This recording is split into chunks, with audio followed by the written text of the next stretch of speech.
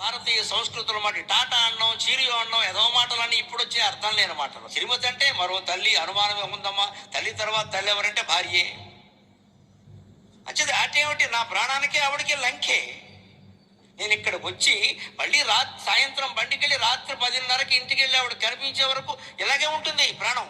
ఏమో ఎక్కడికో వెళ్ళారు, అసలే రోజులు బాగాలేవు, ఒమిక్రాన్ అంటున్నారు, అది అంటున్నారు, ఇది అంటున్నారు అని ఉంటుంది కదా. నేను బాగానే ఉన్నాను శారద, నేను బాగానే ఉన్నాను, ఒకసారి ఫోన్ చేస్తే సంతోషిస్తుంది. అంటే భార్య అంటే ఎవరు? మరో తల్లి. ఇది సంస్కృతి. మనం కాపురం చేసే మనిషి కూడా మనకి తల్లి.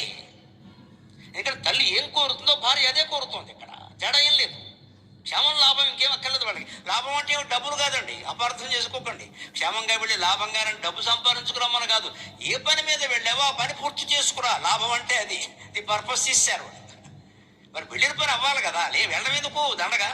భారతీయ సంస్కృతుల మాట టాటా అన్నం, చీరియో అన్నం, ఎదవ మాటలన్నీ ఇప్పుడు వచ్చే అర్థం లేని మాటలు. శ్రీమతి అంటే మరో తల్లి, అనుమానమే ఉందమ్మా. తల్లి తర్వాత తల్లి ఎవరంటే భార్యే. వచ్చేది అటేమిటి, నా ప్రాణానికి ఆవిడకి లంకే. నేను ఇక్కడికి వచ్చి మళ్ళీ సాయంత్రం బండికెళ్ళి రాత్రి 10:30కి ఇంటికి వెళ్ళి ఆవిడ కనిపించే వరకు ఇలాగే ఉంటుంది ప్రాణం. ఏమో ఎక్కడికో వెళ్ళారు, అసలే రోజులు బాగాలేవు, ఒమిక్రాన్ అంటున్నారు, అది అంటున్నారు, ఇది అంటున్నారు అని ఉంటుంది కదా. నేను బాగానే ఉన్నాను శారద, నేను బాగానే ఉన్నాను, ఒకసారి ఫోన్ చేస్తే సంతోషిస్తుంది. అంటే భార్య అంటే ఎవరు? మరో తల్లి. ఇది సంస్కృతి. మనం కాపురం చేసే మనిషి కూడా మనకి తల్లి. ఇక్కడ తల్లి ఏం కోరుతుందో భార్య అదే కోరుతుంది. ఇక్కడ తేడా ఏం లేదు.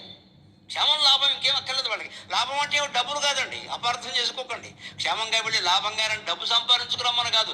ఏ పని మీద వెళ్ళావో ఆ పని పూర్తి చేసుకురా. లాభం అంటే అది. ది పర్పస్ ఇస్తారు. మరి వెళ్ళిన పని అవ్వాలి కదా, వెళ్ళడం ఎందుకు దండగా.